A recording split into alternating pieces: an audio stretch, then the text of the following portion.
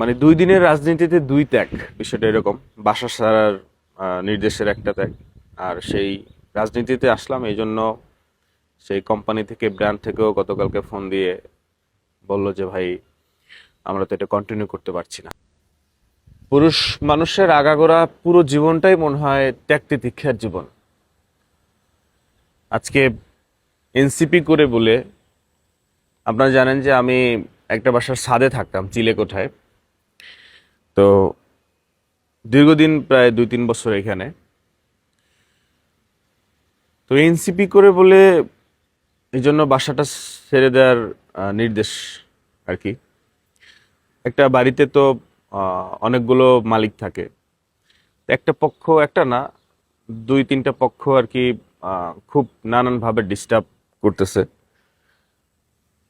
আবার যারা ডিস্টার্ব করতেছে তাদের ভিতরে একজন আবার সরকারি দলের উপরের কোনো কর্মকর্তার সাথে আছে। তো তার ভাতিজা না কিরকম যেন আর কি। তো ওই পাওয়ারটাও আছে সরকারি দল থাকলে, যেটা হয় আর কি, পাওয়ার না দেখালেও পাওয়ার আইসা পড়ে। আর ব্যাপার হচ্ছে যে আমি একটা কোম্পানিতে হচ্ছে ব্র্যান্ড অ্যাম্বাসেডর ছিলাম।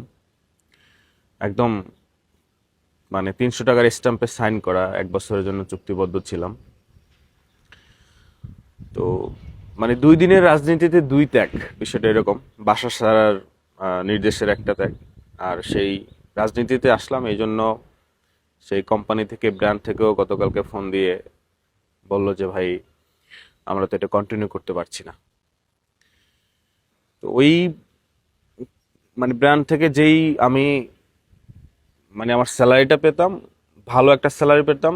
এবং এমনও ব্যাপারটা হয়ে গেছে যে এখন তো ফেসবুক ইনকাম কম, মানে এই মাসে আমি যে ফেসবুক থেকে ইনকাম পেলাম এটার চেয়েও ওই স্যালারিটা আমার বড় ছিল, বেশি ছিল, ভালো একটা স্যালারি ছিল। তো ওটাও ক্লোজ, মানে সরকারি দলের সাকিব আল হাসান সরকারি দলের লোক ছিল না, অনেক কোম্পানির ব্র্যান্ড অ্যাম্বাসেডর ছিল, সে প্রমোশন করতে পারছে। আসলে সরকারি দলে থাকতে পারলে অনেক সুবিধা আছে, অনেক লাভ আছে, অনেক কিছু না চাইতেও পাওয়া যায়, অনেক বাধা বিপত্তি আসতে চাইলেও আসতে পারে না।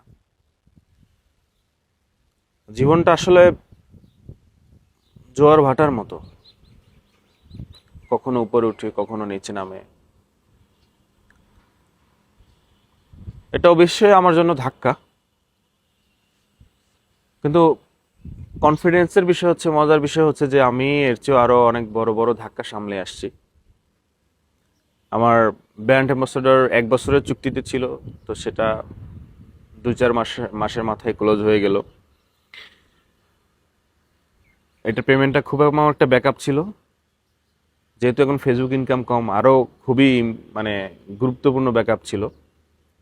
বাসা ছাড়ার যে ব্যাপারটা, এনসিপি করি এখন, তো একটু এনসিপি পক্ষে কথা যাবে। যদিও আমি ওইটা দলটা দেখি না, আমি ফেয়ার কথাটাই অলওয়েজ বলে আসছি বা বলবো ইনশাল্লাহ। তবুও এখানে সরকারি দলের আত্মীয় স্বজন লোকজন আছে, যার জন্য নানানভাবে ডিস্টার্ব। এই যে ধাক্কাটা, মজার বিষয় হচ্ছে যে এর চেয়েও বড় বড় ধাক্কা আমি সামলে আসছি। যাই হোক, আমার শুভাকাঙ্ক্ষী, আমার ভালোবাসার মানুষজন ঢাকা শহরের ভিতরে, মানে মেইন সিটির ভিতরে, যদি কারো খোঁজে চিলেকোঠা এবং সেফ বাসা খোঁজে থাকে তাহলে আমাকে একটু জানায়েন কোনো না কোনো ভাবে।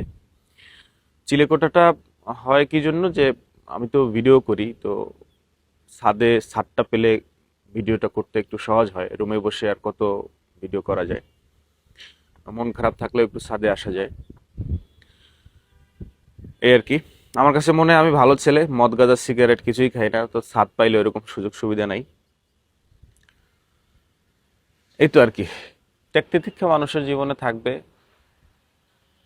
মানুষের জীবনে ত্যাগ তিতিক্ষা, মানুষের না পুরুষের জীবনে এগুলো থাকবে। ঠিক আছে তাহলে আর কি, আল্লাহ তালা ভালো কিছু রাখছে হয়তো, ইনশাল্লাহ।